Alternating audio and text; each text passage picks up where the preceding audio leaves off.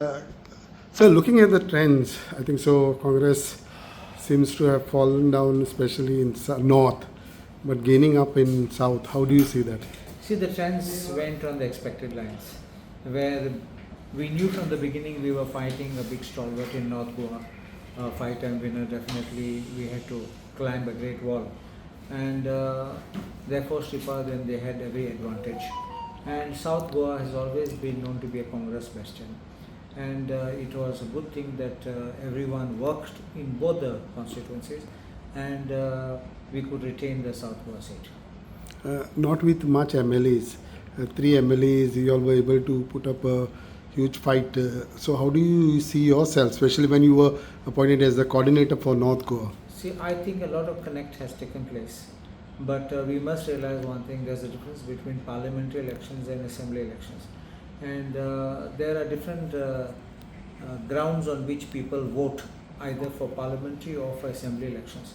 But I think that we may not have got the vote now, but I think we have been able to connect, and I think we can rebuild the party.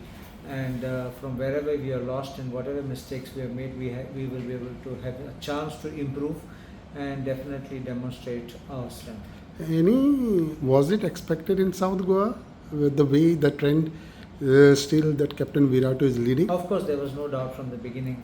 When his candidature was announced itself, you would have seen that there was a huge support which came for him from various parts. I myself went there on the day when his ticket was announced, and we had that meeting at Loya Maidan. People from all across South Goa had come, and that itself was an initial foundational impression which anyone would have gathered, and I was confident that Captain would have made it without a problem. Of course, a few places here and there you could have expected certain surprises and hiccups, but the projections which was made by the BJP, I think they were dashed to the ground. In strongholds like in Sangay, in Margaon. in Margaon, you can imagine about it when especially the sitting MLA had a vote, I think, of a margin of 13,000 votes, not to be able to retain that lead. I think they were basing and hoping that, and their calculations were based mostly on the leads which the MLA, sitting MLAs had got, and they thought they would be able to translate that into this. That's what I told you.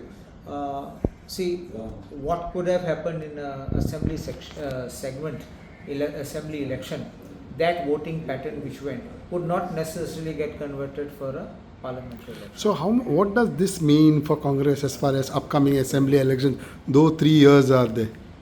One thing is, I feel that the Congress should take lessons from whatever has happened. Congress should not be in sleep mode. Congress should not be in celebratory mode either. And I think Congress still needs to pull up its boots and socks and do its work at the ground level and not lose touch with the voters. And I think this way we'll be able to deliver what people will want.